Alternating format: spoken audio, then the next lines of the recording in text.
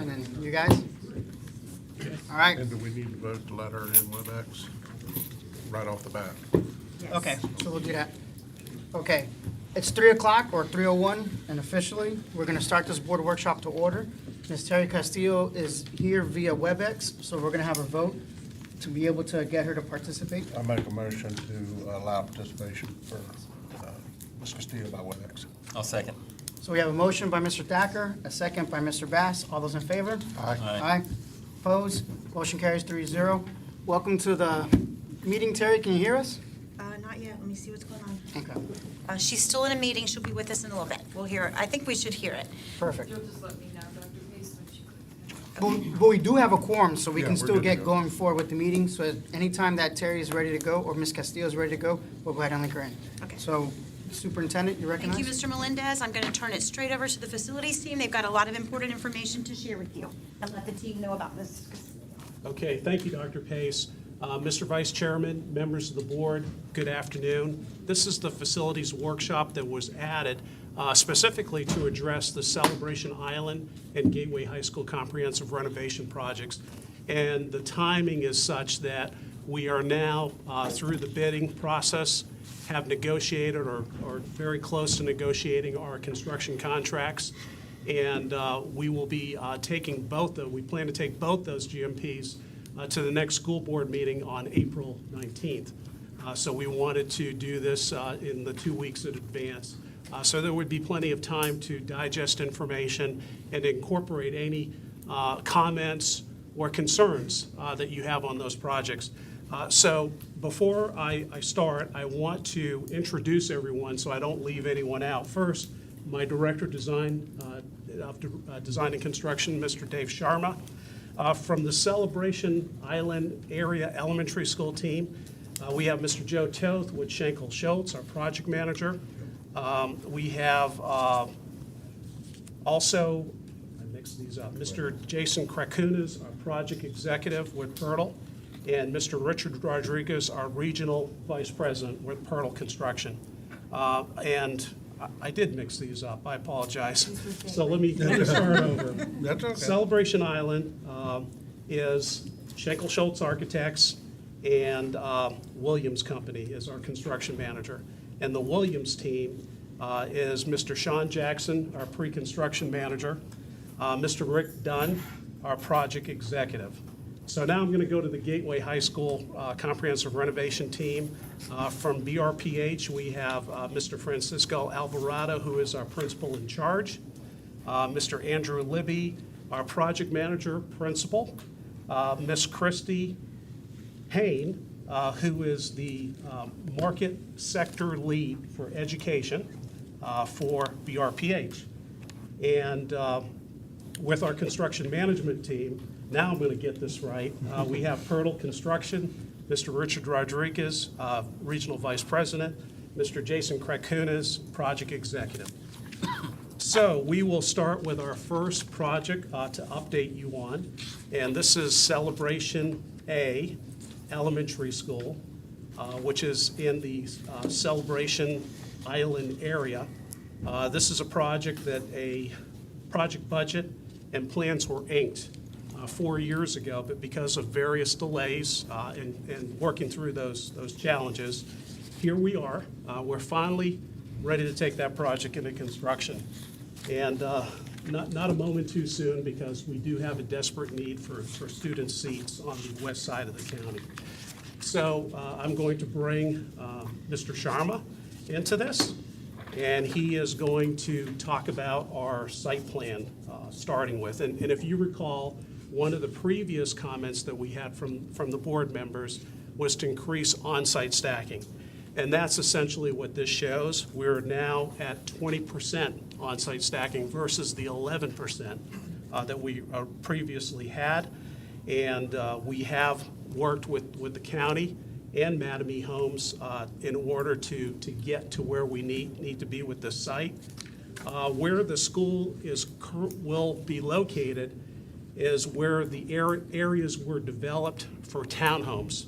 So in fact, when we mobilize for our construction project, we actually have to demolish and or abandon utilities, There's aisles, access aisles that were put in place, they're paved, so we'll have to remove those in order to start our footage foundation package for the building itself. Mr. Clinch, you talked about 20% stacking.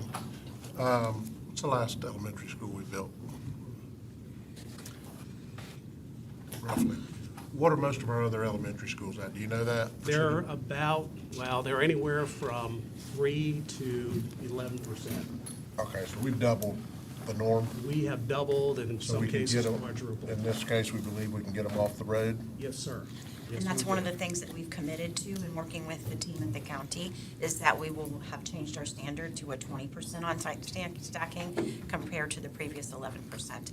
And if you remember, the Celebration K-8 school, the current one in existence, has 0 on-site stacking in terms of the way it was originally designed.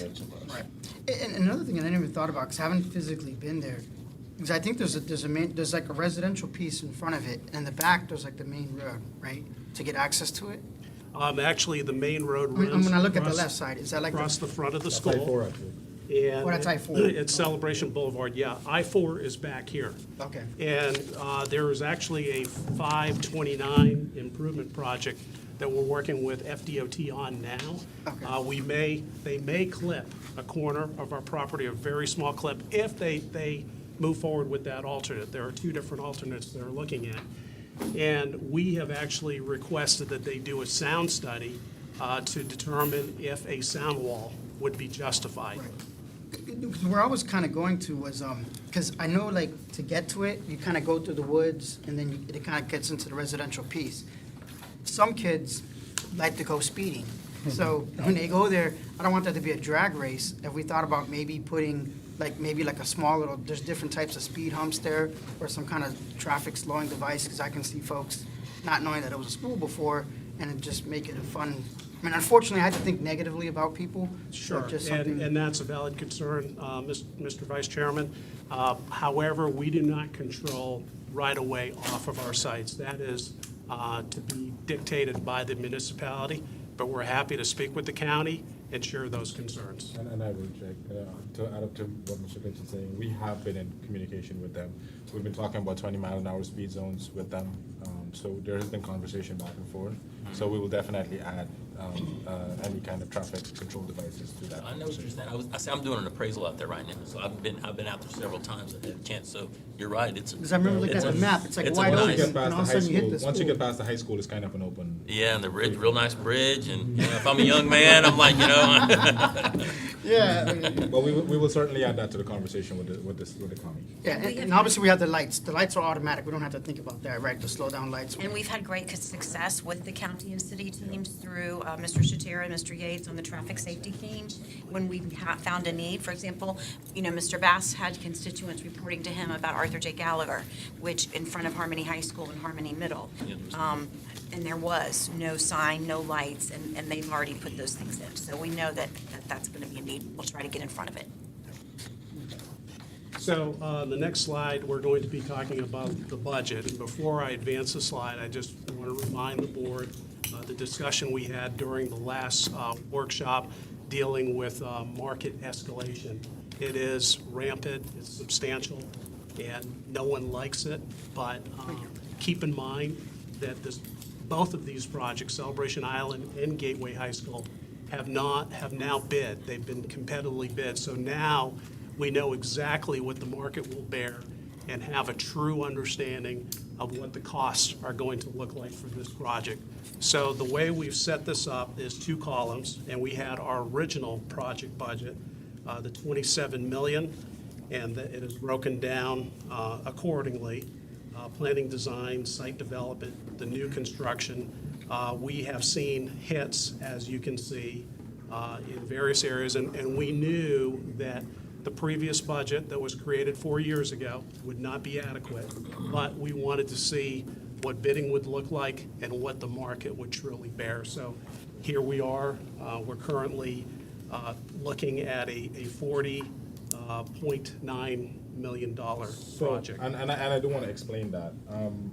this is our project budget, it's not our construction budget by any means. And I'll explain how we ended up with that project budget. So we did take bids and we know where our contract price is gonna be. It's roughly gonna be about $30 million, or thereabouts. That's what we're going for construction right now, 30.1 million. Ideally, what we did is we took that and our last work session, we took you through sort of where we saw escalation going and realizing that we had no controls over that. So what our team did was to take that construction cost and then we factored in when we were actually going to be buying these items. And so we did add some escalation cost to that. There is no guarantees that we're going to be spending those funds, but we did factor them into the budget for the project, just so that you weren't going to be surprised or we weren't going to be coming back asking you for budget amendments to build this project in the end. We did factor in issues like we're seeing increases in steel prices. Actually, our GMP was delayed because at the last moment, steel vendor was getting revised pricing, and they get those apparently weekly now from their suppliers.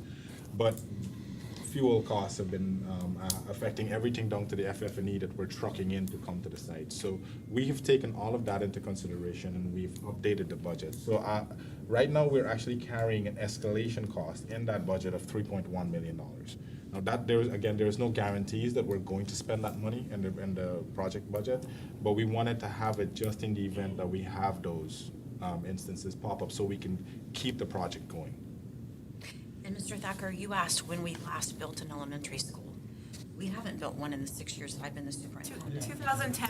2010. 2010. St. Cloud I Middle thought it was when I was a the deputy. Michigan Avenue and St. Cloud Middle, that was a renovation. They were That wasn't- renovation Right. projects. So The only it's not two an new apples to builds that apples. we've done are to Hope-Calaga High School and then Neo City Academy. And then we did the major takeover and renovation at Canoe Creek K-8. And I do want to share as well, you know, we've been doing the research because, again, I'm not exactly happy to come and face you, showing you a budget like this, but, you know, our designer actually designed a similar school for another county, and we were trying to find out where they took bids in. It's almost exactly where we're at. So it's showing exactly what the market is bearing. And I get it. I don't want you to justify it too much because Mr. Bass and I and Dr. Pace, we went to a county update and they just said just last year alone, construction costs went up like 20%. So this is back from 2018 to 19. I mean, I'm not excited about it, but just, it's a reality. So, but I appreciate you, you know, I don't want to say like justifying it, but, you know, I understand. Well, I We think get it. The board understands the I think cost. we owe you an explanation, and 100%. absolutely, I'm happy that you, and I know the last board update was kind of preempting you for this because we saw it coming down the pipeline. Well, and as Mr. Sharma mentioned, we have built escalation into those costs as well. So, you know, we hope that we can, you know, shed those costs off the project as we move forward. And we went through a very extensive value engineering exercise to determine if there was any additional items that we could take off of this. That process doesn't stop today. Our construction managers are fully committed as we move forward to continue to look for opportunities, whether that be cost or schedule.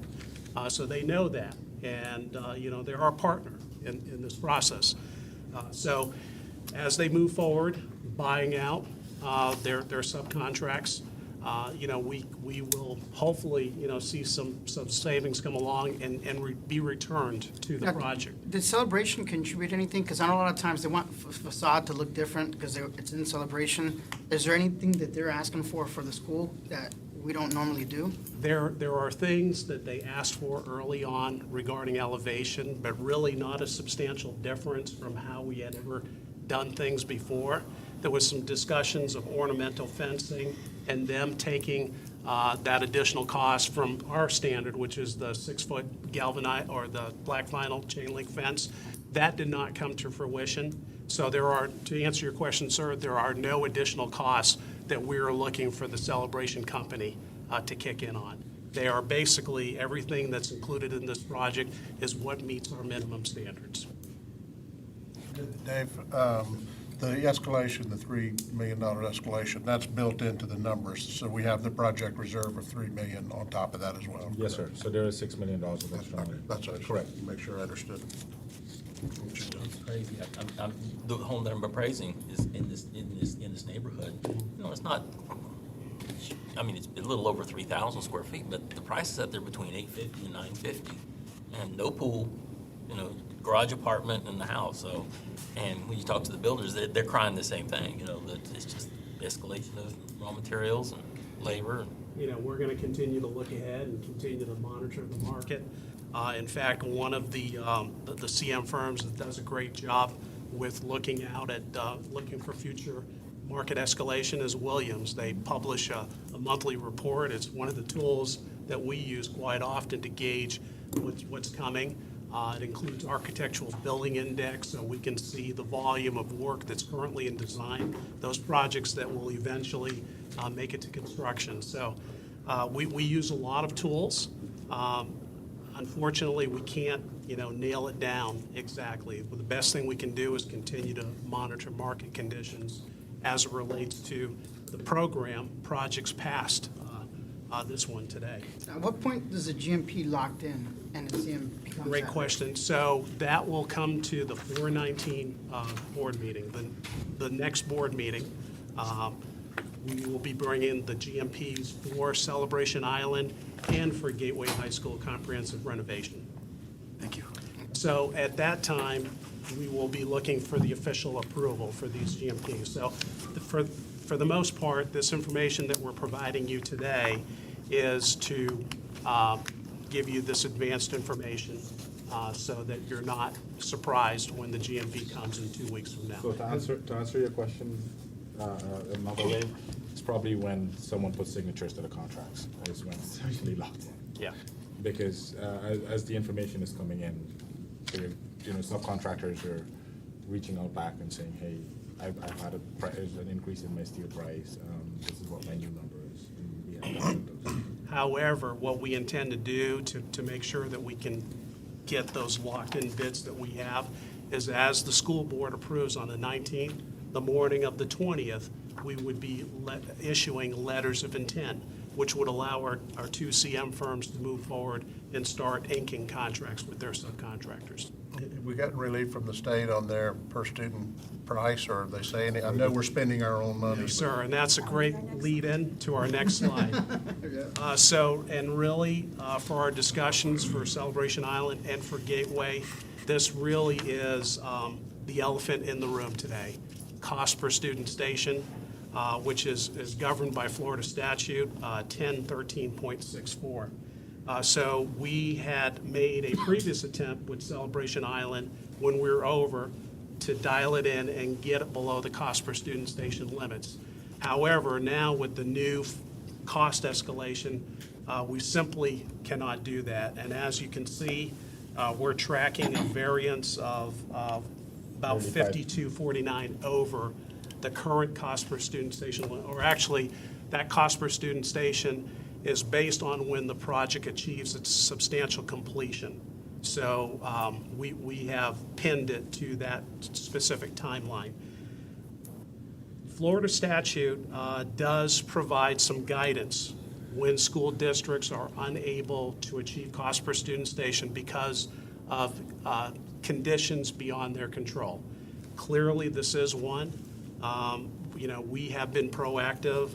I've been on the phone over the last couple of weeks about 5 times with my DOE counterpart, and his advice was to follow the guidance. And also with the FAD's general counsel, have also discussed it with Mr. Kroppenbacher so that he was aware of where we're at with cost per student station.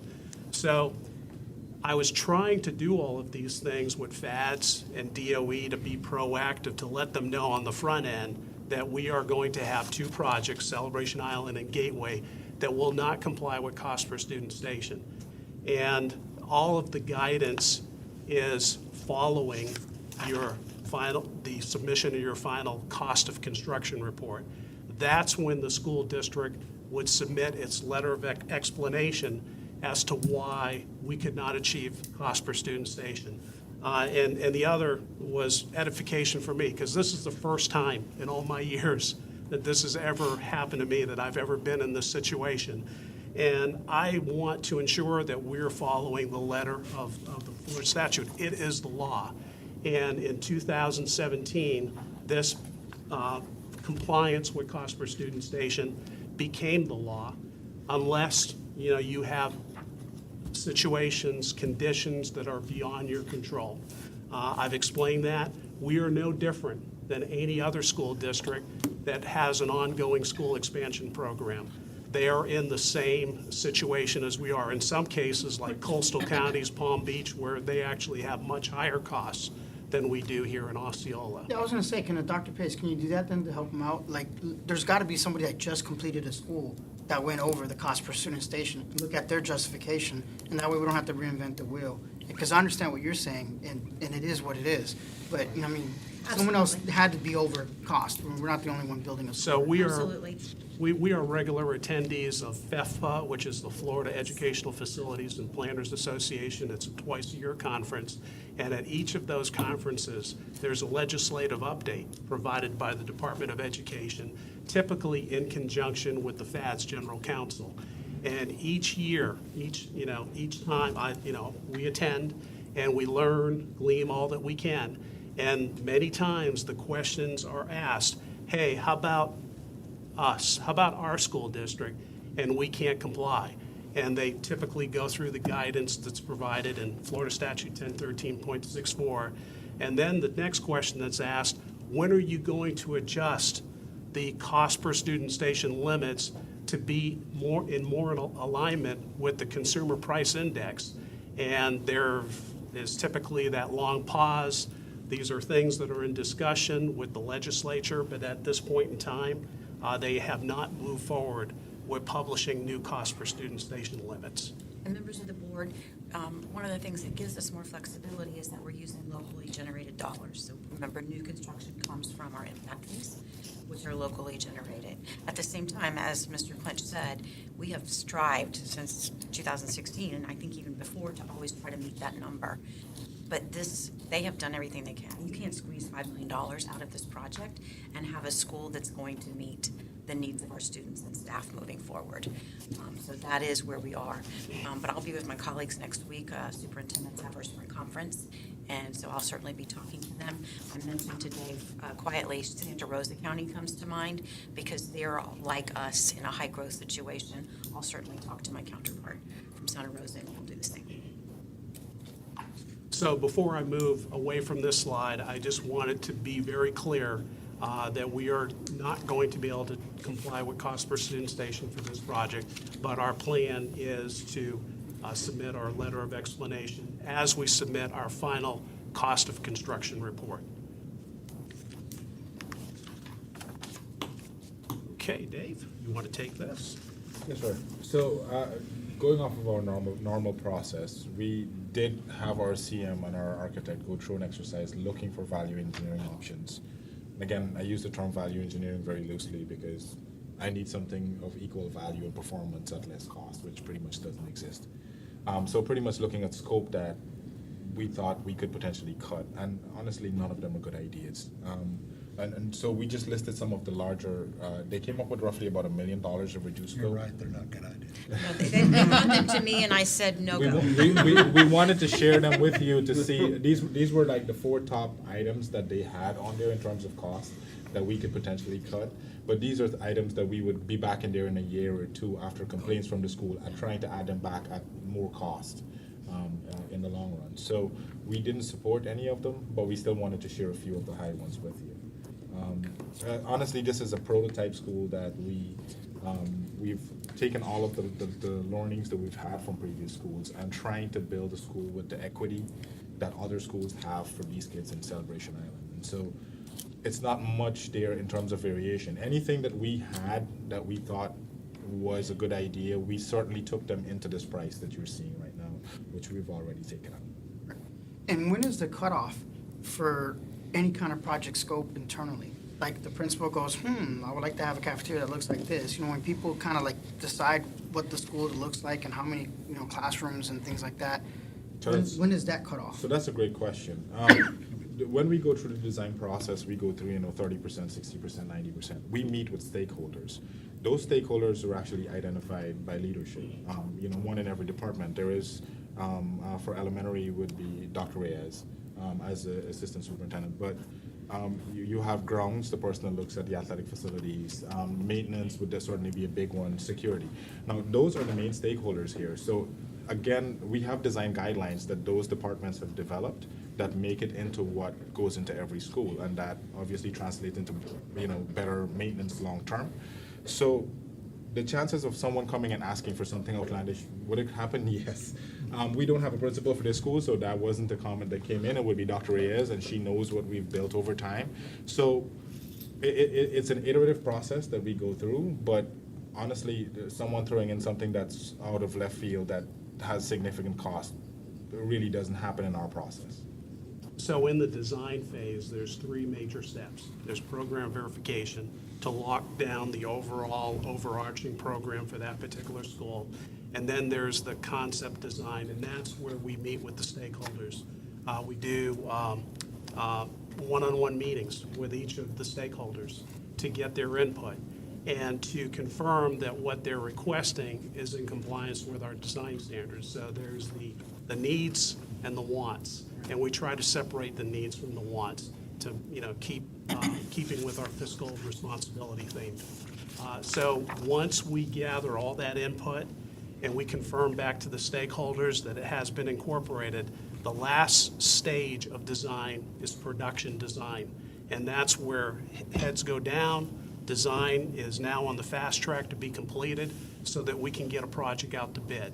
Is that where we are in this project? We've Or- already We are bid. We're past already that. past that, okay, Yeah, so there's we- no more, there should be no design's change completed. orders, No. there's no, Right. oops, we know what we're building. Correct. So any change that would come at this point in time would be a change order, which means we now have to negotiate it outside of a competitive bidding environment.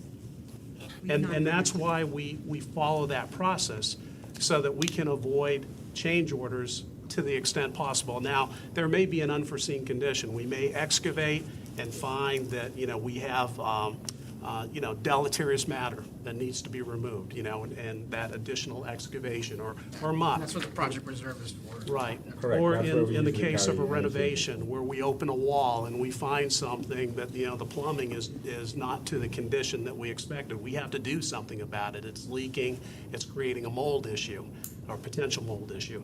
So that's the process we go through so that we can avoid those changes as we take projects into construction. Ideally, ideally when we take a project to bid, we should be done with the design process 100%. All stakeholders have signed off. Perfect. The bigger enemy of change orders is time. The time it takes the team away, it takes their focus off of the project proper. They now have to engage with subcontractors, getting proposals, figuring out what the change is, and submitting something to our team so that we can review it. And that may have, oftentimes, that has schedule impacts to a project. So then it's now we're having to accelerate pieces of the project to get the project back on schedule, which also means additional costs and risk to the district. We have a set time that we have to land a project. Kids are coming. We don't have a backup plan. So we have to complete that project by that specified date, and which often means we're now having to accelerate parts of the project, working longer hours, et cetera. Is the supply line getting a little better? I know prices No. are, it's still No, lagging. Yes, it's Because still a you've got some challenge. timelines. That's got to be a challenge, because if you It can't get is. roofing fasteners, I think is the last one that you had told me about. So we've had conversations with both of these contractors for both projects. So that was like one of my big questions. How do we dry the facility so that we can build out the inside if we can't get roof fasteners in time?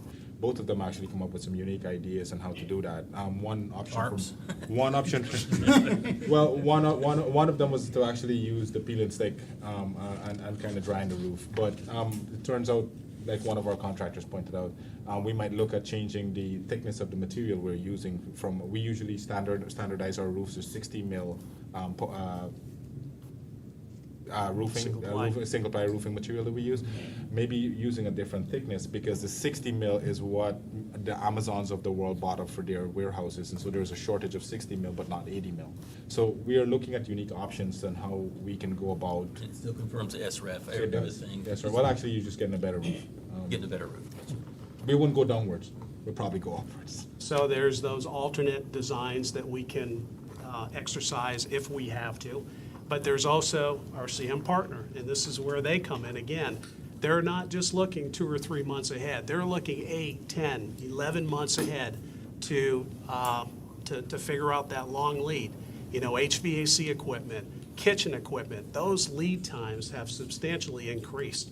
And, you know, it's upwards of a year. So our CM partner is really looking ahead and attempting to buy out those materials, or at least get, you know, confirmations, purchase orders from those suppliers with confirmed delivery dates, or storing those materials on the project site or an alternate site, so that we know we're going to have that material when we need it. We're going to be able to keep our trades actively employed. All right. I know this isn't a votable item, but I just want to make sure that we have a head nod from the board, that you looked at page 7, they said there's things that they don't want to value engineer. Are you guys okay with, you know, meeting that standard, even though we know the cost per square foot is going to be I higher? don't want to hit any of those four. What is the acoustical So it's usually in the cafeteria, because in an elementary school, it doubles as the auditorium as well. So if you don't technically, you get Sound you washing. get echoes, and then during a program, it's not going to be well. Then they're going to put in a work order when So I've been spending some time at Canoe Creek K8 and in those baffles that you talk about, like the ceiling baffles. It's amazing when you walk into those rooms how it just comes. it absorbs all the sound. Oh, yeah, it's Yeah. amazing. It works. But if we don't do it, as Mr. Sharma mentioned, we'll be back in a year or two putting this stuff in. Having recently done lunch duty at Westside K with elementary school students, I highly recommend acoustical tiles. What are the trades that increase the most cost per student station? Steel, mechanical, electrical, and plumbing. Anything having to do, or concrete because of cement costs. Yeah, Anything having to do with transportation, and not, if it's not the direct fuel for transportation, it's fuel needed as part of that manufacturing process, like PVC pipe. We missed you at the last board meeting, but that was one of the slides that we showed on the big areas that we were taking a hit from.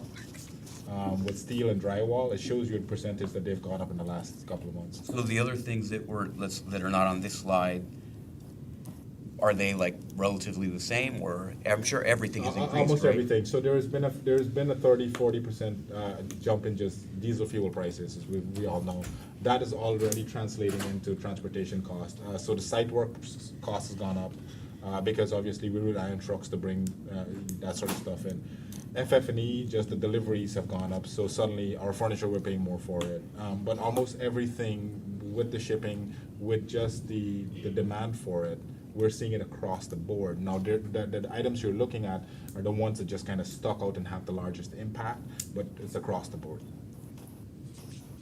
All right, so I think you have consensus, Mr. Yeah. Clinch, that we don't want to, we feel like it's already bare bones. We don't want to go more bare bones than that. Did Terry ever log in?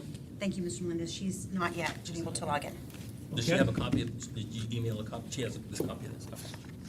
We will proceed to our second project, Gateway High School comprehensive renovation, and we'll start with the site plan. If you recall, this is a project that we had to initially submit a Castaldi.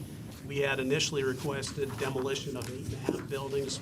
We received approval for 6.5 buildings, the half being the high-volume portion of the dining cafeteria that was constructed within the last 10 years that had to be retained. We have since submitted a second Castaldi for buildings 16 and 17, which is the art and music. During the initial Castaldi, those two buildings leaned more towards retain and renovate. However, we have been able to put art and music into the new construction spaces, so those would become surplus. Hence, and now that we have additional time under our belts, we have submitted that subsequent Castaldi. It just went to the commissioner's office, and we suspect that we will receive approval. So that will allow us to get 2 additional buildings out of the way, which are in a front area of the campus. So removing those buildings will provide much better line of sight and safety security benefits as well. Anything else for the, and with the car stacking, another thing I want to mention, we, again, worked with all our stakeholders to come up with the best solutions given the real estate that we had, case in point, the car stacking.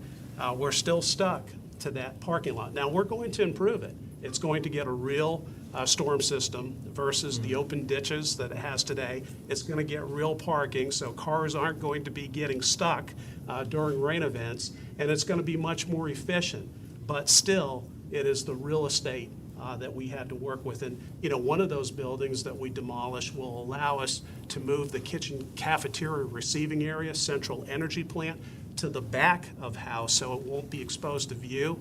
And we'll be taking some of those traffic congestion issues out of the equation, as well as, we've done a better job to split our car and buses to get the bus loop even to work more efficiently. So we have done, I believe, a valiant effort, given, the site constraints that we have. We believe that at the end of the day, it will be a project for all of us to be very proud of. It will provide a completely different curb appeal than we have today. It will really be a remarkable transformation. Anything else for the site? No, just that this site plan is what it'll look like in the spring of 2024, not next year by any means. So just want to set expectations. Thank you, yes. And, we're going to we're working very closely with the school staff already as we work through each of those phases. Again, the objective is to minimize impacts to the school operation. It is heavy construction, and it will be a challenge to do that, but the Pirtle team is up for the challenge. They've done this before at other projects very, very successfully, so we expect no less from them. And we'll be in very close communications with school Are staff we through the accepting, process. excuse me, Mr. Quinch, are we accepting out-of-school transfers, like if some parents are like, this construction's way too much, I want to go to where is the nearest high school I'm thinking about besides Pass? Because Pass you can't really get in because it's not traditional school. Probably Toho High School, but we certainly provide choice applications every year, and we'll continue to do so. And while we set aside a certain designated choice window, we continue to accept choice applications, particularly as new families come in, situations change. As long as we have capacity, then we try to work with families to give them opportunities to go where they think is best for their children. Right, so maybe like at the beginning, because when is like the heavy construction going to start? Is it going to start like in August or? This summer. Yeah, this That's summer. our This plan summer. Yeah. So do we want to plan to maybe promote a little extra choice fair at Gateway this year and say, hey, kids, or do we need those students there, or, because we can't have them go somewhere else, or? Well, I think we want to make sure that we maintain our enrollment so we can maintain our quality programming at the school, but we'll work with individual situations. And Mr. Long and his team, are certainly committed to making this work smoothly. I don't think we have major problems at He doesn't want to lose anybody. I don't think we have major problems at Den John or St. Cloud. No, we didn't. Building around. We really didn't. The plan that we have is certainly going to separate the construction from the student population. So Okay. maintaining learning is going to be our forefront of everything. I'll be on these guys every day pretty much. And good part is they'll be right next to me. In 2024, you're pretty confident on that? Are we writing that in pencil or in ink? I wrote it in As long as you don't tell me to cut this budget that I'm asking for, I can say 2024. Woo! And that's a great lead-in for our next slide. Yeah. Wow. So as you can see, our project budget is going from the 85.2, and the last time we had reported, we had actually proceeded forward with a budget amendment. We had done the 7.3, and that was 6 months ago. And now that we have true bidding, and we know exactly, what the market will bear, brings us to our new project budget total. So I want to explain this number too. It's economies of scale. So we're talking about Celebration Island in the $20 million range versus Gateway, which we took the bids. When we built this presentation, we'd just gotten the preliminary GMP. They hadn't really met with all the subcontractors and worked through that. Well, we actually were only able to negotiate with Portal yesterday in terms of looking at all the alternates and the VE options and stuff like that. So what Portal came in at when we did the presentation was about $83 million. So if you take that and you use the same analysis that this is a project that's going to be done over 3 years, and then looking at the escalation factors over those 3 years. So the escalation number that we're carrying in this budget is significant, but again, the reason we were carrying it is because of what I explained and what we were seeing with material prices and stuff like that. So this is not one of those projects where you can go buy all the materials at one time because we have nowhere to put it. So we were going to have to buy it as it's needed because it's such a tight site. And so part of this budget is about $11 million, $11.6 million in escalation costs. Now, like I said, for celebration, there is no guarantee, there is no commitment that we're going to spend this money. It's just money that, based on what we saw happening in the past 2 years, that we wanted to make sure that we carried a true cost of potentially what can happen. Again, it's potential. There is no guarantees that we're spending this. We've had discussions with our contractor. This $83 million, the GMP is actually going to come down roughly about the $80 million range. We were able to negotiate about $3 million out of that. And like I said, we've gone through that process, really strenuous, to get that down. So the $111 million, if we still choose to keep the escalation costs in there, and Mr. Thacker, this one has about $2 million in reserves only, versus what we would typically carry. But if we choose to keep that in there, then this would probably drop about $109 million. We will knock off about $3 million from there. I wanted to explain those numbers. So what you're seeing is how we just projected and trying to cover all our bases again, so we don't come in front of you every couple of weeks. Where's the apex gonna be eventually? I mean, when are we gonna get to that point? So there's Some of the best experts in this there's first one. projections. The most current projections is a leveling out starting as early as October of '22, and then seeing things somewhat stabilize by the end of '23. But those are projections. There's a lot that's at play in our world economy that could affect that. And we're selecting contractors now as well, Mr. Bass, for the K-8s, and so you're seeing the presentations come in from contractors, and so one of the big things that we are actually ranking is how they manage cost and stuff like this for us. And so you're seeing these unique ideas and how they are looking to do it, but ultimately, everybody would be honest and tell us that the budgets that we published, because they were developed a year or so ago when we were looking at planning these K-8s, is your budgets, if we were to build this today, it's certainly not gonna work. This is where we see it, and so they're going through that process. But it's just, honestly, it's just a guess. And one of the challenges, particularly with the renovation and the buildings that we're not going to demolish and rebuild, I don't think the board wants us to open this renovated project and have some buildings look really, really old and some buildings look really, really new. That doesn't mean that they're going to be completely redone, but that fresh coat of paint on the doors, the tightening of the windows, and particularly at Gateway, you had a lot of issues with the actual building itself, the building envelope and intrusion, water, that kind of stuff. I think we want to fix those while we're here and not come back later and regret it. And the good part about with the escalation factors is that as soon as we start buying these bid packages out, we will see if we are getting those escalation costs, and then if not, we just turn the money back over. We don't necessarily have to hold that money tied up into the project budget at all. It will be it will be turned back over. Well, and, I actually said that for her only. Case in point, Pirtle recently completed Canookery K-8. We turned back money. Prior to that, Denjon Middle School, a very difficult comprehensive renovation, turned back a lot of money on that project. So, we're going to continue. And like I said, our innovativeness, looking ahead, it doesn't stop when that GMP is approved. That continues on. We continue to look for opportunities to find cost opportunities, schedule opportunities. That equates to dollars. If we can have that CM out there a month or two less, that's a month or two of general conditions that we could save from that project. So, and the buyout, doing a very thorough, the pre-construction teams on both our projects today have done a very thorough job in scoping out these projects to ensure that we have full and complete scopes of work. I don't want to beat a dead horse, we understand. So, and again, going to our next slide, our cost per student station. Look at that, many more. Same case, we were over 5,200 on Celebration Island. This project appears as though it will be over 11,000 above our cost per student station limit for a high school at that time that we are called to have our substantial that timeline. Our sales tax that we're collecting for this rebuild, renovations is not considered state funds, correct?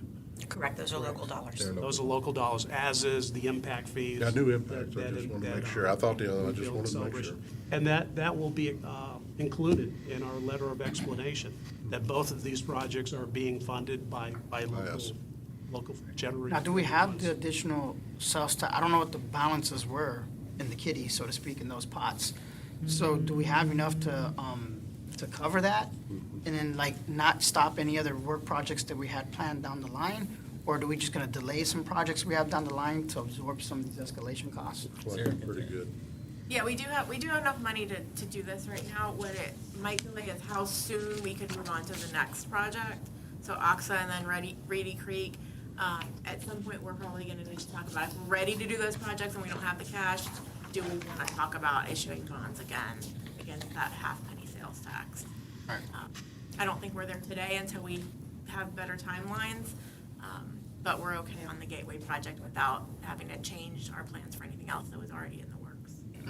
And our debt service ratio is continuing to be diminishing As we make those as payments. we've been making those We payments. do have bonding capacity.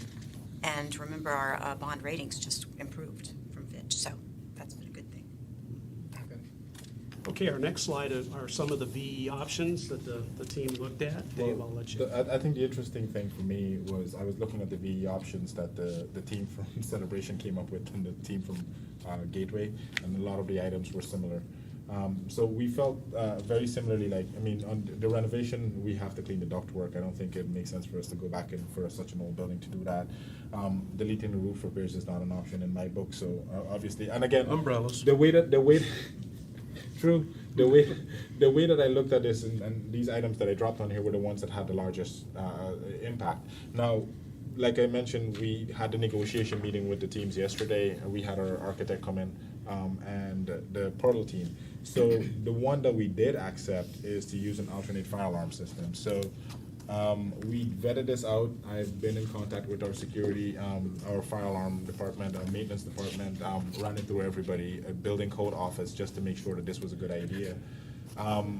Because of an existing facility, you have an existing fire alarm system there, so a lot of times you will think that it would just be, let's replace what's existing so that the old and the new would work together. Well, there's roughly about, I want to say about a $700,000 cost difference between using the fire alarm system that we use at Canukri K8, which our maintenance department loves, versus the one that we have existing at Gateway. So we are choosing, in this case, to use the alternate fire alarm system, which would cut the cost roughly, we think about $700,000. So we're going to go back and do that sort of research. But again, that just wanted to explain how we go through that process item by item and then choose the ones that would benefit the district, but also be fiscally responsible. Just for the record, I'm good with that. Mr. Clinch, so the duct cleaning is for the two buildings that are staying, right? No, actually, we're going to request to demolish those buildings as well. Right. This is for the balance of the, The 1.5 buildings from what was originally approved? no, there are, let's see, we had the 9, so it's 10 existing. Do I have that correct, Andrew? He's counting on his fingers. At least 9. Yeah, at least 9, maybe 10. we have 9 So buildings. 9 to 10 existing buildings. That are being renovated, board members. So we have 2 new buildings being built at the front, but we have 9 existing buildings that are only going to be renovated. So they're going to have new HVAC, fire alarm, lighting, that sort of stuff going in. So the ductwork is going to remain. So we're choosing to clean the ductwork before we put the new system back. There are 19 existing buildings on that campus today. So we are in the process of getting to the demolition of 8 of those existing buildings. So that would be the balance. So I'm confused then, because it's almost like a double negative. So these are things that we're not doing, or we are doing? So we initially were not going to accept this VE because it was not Can you, compliant. yeah, can you say with- not delete? So I'm thinking not delete roof. Does that mean that we're doing the roof We are repairs? not, these are I mean, VEs we are not accepting, So these- with the exception of the fire alarms. Right, so these were options that were given to us to cut costs. Let's remove these items. The scope calls for duct cleaning. Okay, got it. And so our vendor is saying, hey, if you want to cut $300,000, don't clean the existing ductwork. So we chose not to do it. Okay. What I was trying to show is that we went through all of these. We do need to repair the roof, even though they're saying do that. The one that we did choose to accept, which would affect our costs, is Okay, I to got use what an you're, alternate okay, fire I alarm got you. system. Okay, I'm tracking now. Okay. So board, you guys good with those? I'm good. Okay. Okay, and this brings us to our last bit of information. We also wanted to provide a quick update on our next two comprehensive renovations past Gateway High School. So Gateway is comprehensive renovation number 4. Oxa is 5, Reedy Creek is 6. And we have already started with parts and pieces of those projects. With the Oxa comprehensive renovation, as we previously summarized in the March workshop, the predecessor for that project is the access road, the bus loop. So that is part of the Healthy Way and Oxa Bus Road project, which is currently in design. In fact, you will see the first design fee for that, and that's for the conservation easement review. And the reason we're doing it that way versus the entire design fee is we want that design team to confirm that we will not have issues with the conservation easement. And as they confirm that, then we'll move forward with the full design fee for the Healthy Way and the Oxa Bus Road. As we know, as we have certainty that the Oxa Bus Road will move forward, then we'll move forward with the Oxa comprehensive renovation, because all the traffic circulation is predicated on getting that rear access. So that's Oxa. Yeah, and 120 million is the floor. You know, I guess start thinking about it. I saw 111 there, so might as well start thinking about it ahead of time, Sarah. It's gonna be 120 million. Yeah, Not well, quite as many student stations, Yeah. but we do But have we the got fancy, but we auditorium. got a lot of acoustics, and you know, we want them to have good stuff. And yeah, and not to the extent of Gateway. At Oxa, we have 2 main existing buildings. Most of the classrooms are housed in the modulars, and the plan is to remove all those modulars from the campus and build a permanent classroom building, likely a 3-story building with an area that we can do testing as well. We had looked at a new kitchen cafeteria, but decided that it would be better value to renovate, reconfigure the existing cafeteria, because as Dr. Pace mentioned, we're not adding additional student stations, but just getting the school more up to the standard. But there are some pretty heavy maintenance issues with Building 1, which houses the media center, the admin suite, and then Building 2, which is the Performing Arts Center. Both of those buildings were acquired, donated to us by the Tupperware Corporation back in the early 60s. So they're due for some renovations. Built in the 60s, yeah. all right, we got a couple minutes, Mark. Okay, and I'm going to land it with Reedy Creek Elementary School. We have started the Castaldi process, and the plan for this project is to demolish Building 1 in its entirety. There was a older portion, the bomb bunkered portion, and the newer portion, which is 2-story, media center on the first floor, classrooms on the second floor with an elevator bank. We would be looking to demolish that building in its entirety.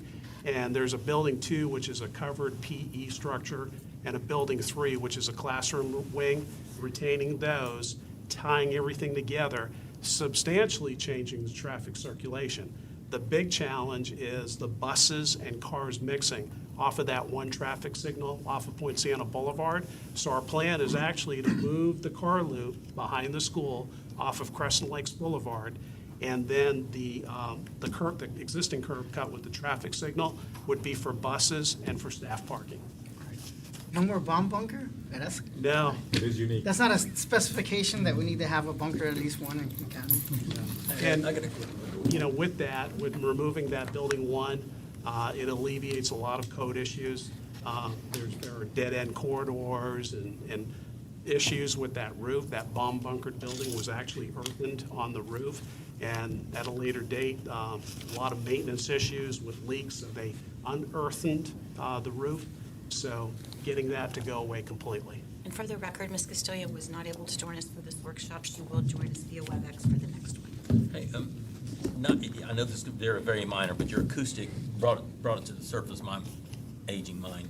On your notes, on Canoe Creek KA, lockers, instrument lockers, they only have the cubbies, and I think they were promised the lockers. Yes. These kids are bringing the instruments to school, and they can't lock them up. We're working on that now. The room names were flipped. The vocal and the band labeling was mixed, and that's how that That's was how it got done. mixed up. We have remaining funds in So FF&E. John just sent the email over to order the FF&E, Yeah. so we'll get it taken care of. We'll get it taken care of. Okay, I just want to It's report in back to process. It's in the the project, Resolved. it's in the project. We'll Cool, take thank care you. of it. All right, we'll adjourn this one because we got about 5 minutes to another bathroom break and Okay. Thank you. we got Thank good job, guys. Yeah, thank you. Come here.